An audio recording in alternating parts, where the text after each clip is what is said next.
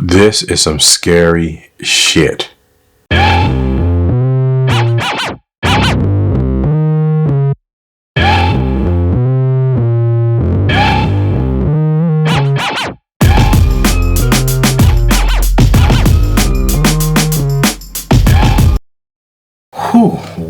Oh my God. Guys, this video is going to be really short, and I'm going to tell you about the things, the pros and the cons of commercial photography.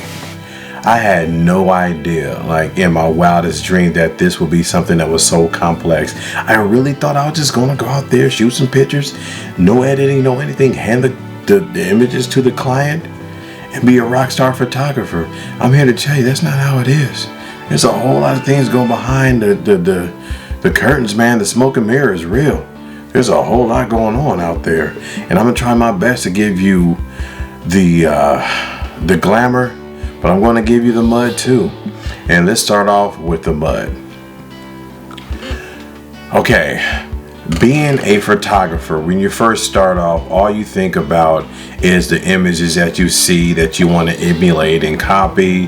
Oh, I want to be like Lindsay Adler. I want to be like the Peter McKinnons of the world. I want to be the next Ansel Adams. I want to be Joe Grimes, which is not a close neighbor of mine, but he lives in the city that I live in. So anyway, to make a long story short, there is so much more than just shooting pictures.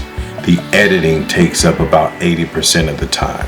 I'm kind of exaggerating a little bit, but sometimes I feel like I'm doing more editing than shooting.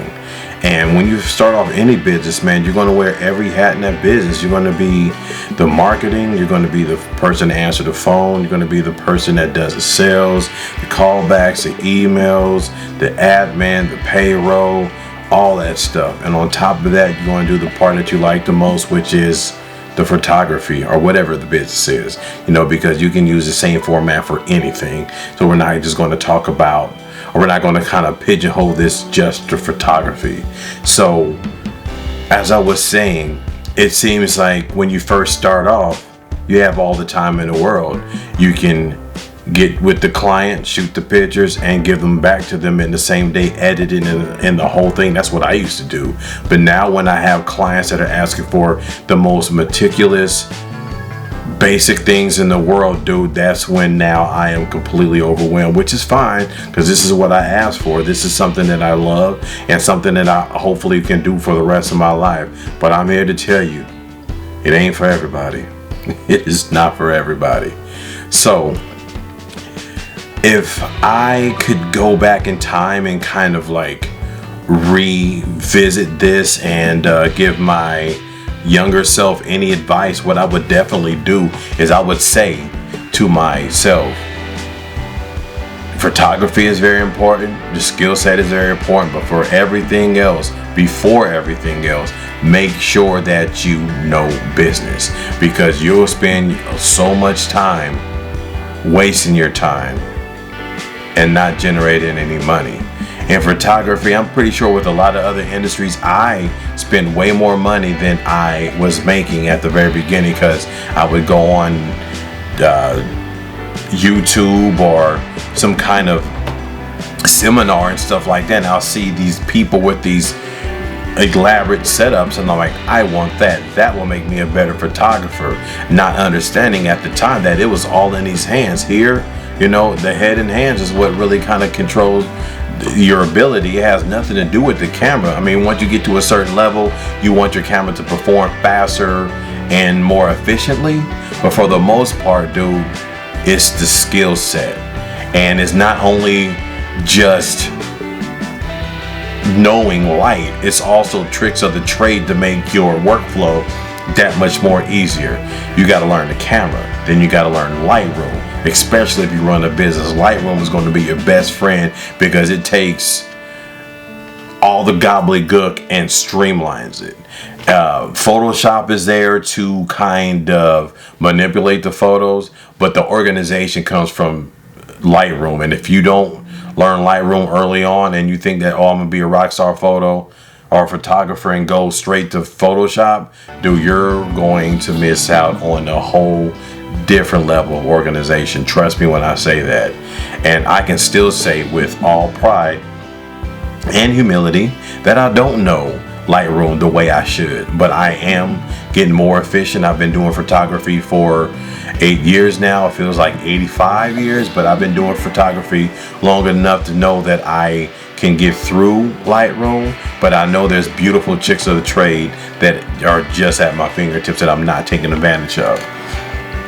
And another thing is insure your gear. You know, make sure your gear is insured. If you don't have the right gear, man, I can tell you, you're not going to get that far, because imagine having one camera and that one camera breaks. Then what?